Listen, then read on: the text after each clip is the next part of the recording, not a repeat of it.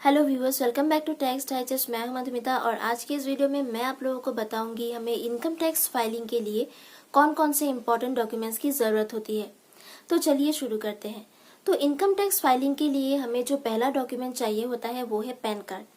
तो हमें पहले पैन कार्ड को इनकम टैक्स ऑफिशियल वेबसाइट में रजिस्टर करना होता है और उससे एक पासवर्ड जनरेट किया जाता है और इस प्रोसेस में आपका पैन कार्ड आपका आईडी प्रूफ बनता है और इस आईडी प्रूफ से यानी कि आपके पैन कार्ड और पासवर्ड ये दोनों ही आपके फादर लॉगिन में हेल्प होता है। देन सेकंड डॉक्यूमेंट जो है वो है आधार नंबर। आपको इनकम टैक्स रिटर्न फाइल करते समय आपका जो आधार नंबर है उसे मेंशन करना जरूरी है। इससे ई वेरिफिकेशन प्रोसेस में बहुत ही हेल्प होता है। ई वेरिफिकेशन प्रोसेस में क्या किया जाता है, एक ओटीपी आपके फोन नंबर पे सेंड किया जाता है जो मोबाइल नंबर आपके आधार नंबर के साथ रजिस्टर्ड हो। उसके बाद में जो डॉक्यूमेंट्स चाहिए होता है वो है आपके सारे bank details of your bank statement. आपके जितने भी सेविंग्स अकाउंट है उन सभी के इन्फॉर्मेशन आपको इनकम टैक्स रिटर्न फाइल करते टाइम इसे प्रोवाइड करना होगा, जैसे कि सेविंग्स अकाउंट इंटरेस्ट या फिर एफडी इंटरेस्ट। और इन सभी इंटरेस्ट का जो टोटल है ये हमें income from other source head में शो करना होता है और इससे आप लोग बेनिफिट भी क्लेम कर सकते हैं। जैसे कि सेक्शन 80TTA में आप लोग आपका जो सेविंग्स इंटरेस्ट होता है वो क्लेम कर सकते हैं as a benefit, but this section not apply in case of FD interest. उसके बाद में आता है सेल्फ असेसमेंट चालान। अगर आप लोगों ने सेल्फ असेसमेंट किया हो या फिर कोई सेल्फ असेसमेंट टैक्स पे किया हो तो उन सभी का इंफॉर्मेशन आप लोगों को इनकम टैक्स फाइलिंग करते समय प्रोवाइड करना होगा। उसके बाद में आता है फॉर्म 16। फॉर्म 16 एक बहुत ही इम्पोर्टेंट डॉक्यूमेंट होता है और इसे टीडीएस सर्टिफिकेट भी कहा जाता है। टीडीएस सर्टिफिकेट यानी कि टैक्स डिडक्टेड एट सोर्स, और ये आपको एम्प्लॉयर प्रोवाइड करवाते हैं और ये सैलरीड एम्प्लॉयज के लिए बहुत ही इम्पोर्टेंट डॉक्यूमेंट है और ये उनके लिए बेस होता है for filing of their income tax return.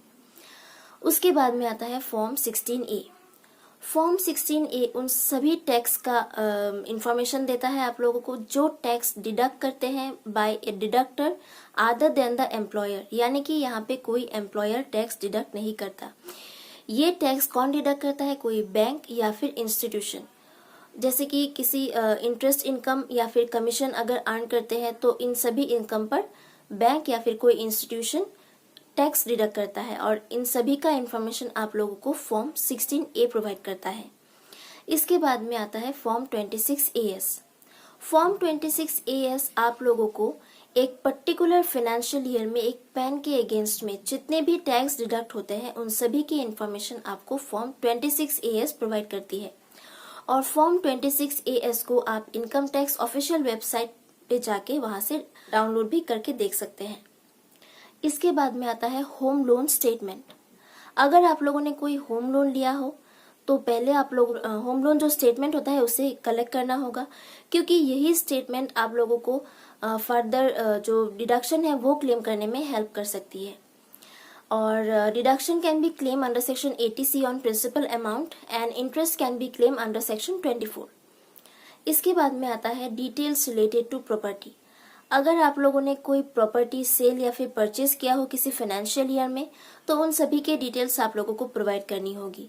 अगर आप लोगों ने कोई प्रॉपर्टी सेल किया हो, प्रॉपर्टी सेल करने से जो कैपिटल गेन होता है, लॉन्ग टर्म हो या फिर शॉर्ट टर्म कैपिटल गेन जो भी हो, इन सभी के डिटेल्स आप लोगों को प्रोवाइड करनी होगी।